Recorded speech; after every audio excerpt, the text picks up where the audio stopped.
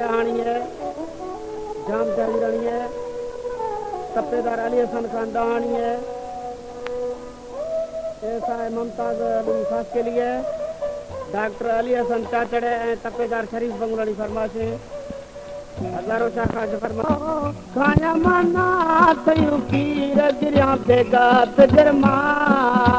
किंदा मंडम तई तस्वीर गिरिया बेगा तजरमा अल्लाह हमें जुदाई आशा नमाज़ल दरी जानी हमें बिछोड़ो आशा नमाज़ल दरी। हमारे YouTube चैनल तनगवानी टीवी को सब्सक्राइब करें और बेल आइकन को दबाएं ताकि हर न्यू वीडियो आप तक पहुंच सके।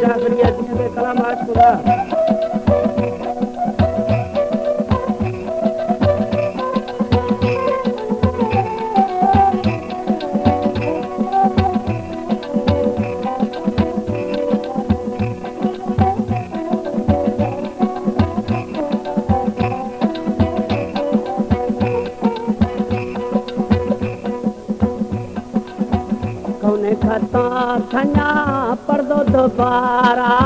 ड्रोग दिला सवे देगा दिलारा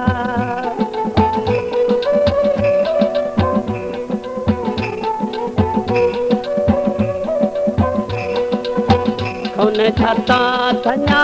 पर्दो दोबारा ड्रोग दिला सवे देगा दिलारा ओ किस्मता खुदा तस्वीर गिरिया बेगा तजरमा जिंदा मंडम तई तस्वीर गिरिया बेगा तजरमा अल्लाह हमें विछोड़ो आशा नमाज़ल दरी जानी हमें जुदाई आशा नमाज़ल दरी।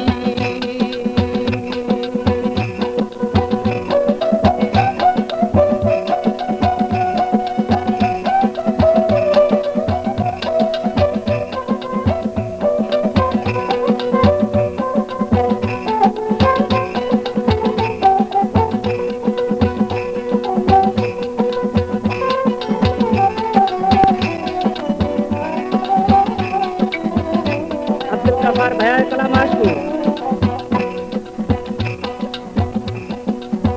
याद खाना थई बचे गालियां खाया खाया मुंडमा थई मखवालियां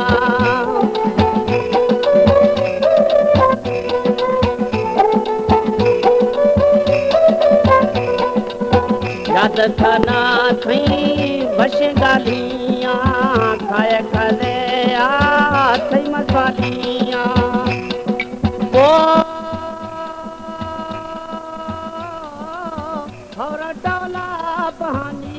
गिरिया बेगा तजरमा गिंदा मंडम तई तस्वीर गिरिया बेगा तजरमा अल्लाह हमें जुदाई आशा नमाज़ल दरी जानी हमें बिछोड़ो आशा नमाज़ल दरी ओ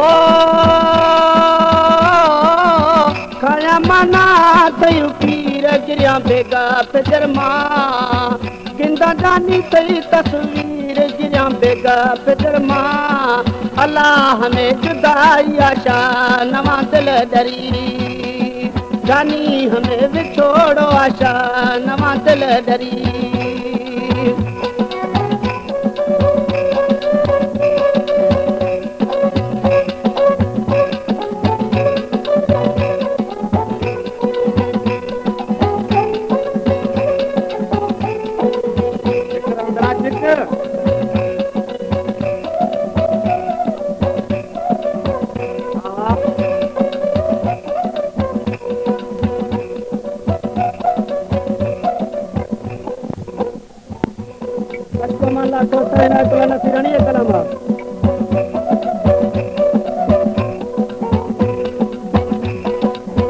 वीर भाया ना भागा भड़ाए था पुत्र का सिंध आठो बूथा अड़ाए था